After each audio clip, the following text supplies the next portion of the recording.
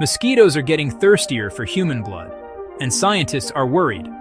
A new study from Brazil found that mosquitoes inside forests are mostly feeding on humans.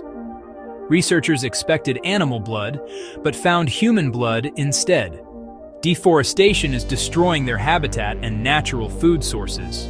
With fewer animals, mosquitoes are traveling kilometers to bite people. This is dangerous because mosquitoes spread diseases like dengue and Zika. Protecting forests could help protect us too.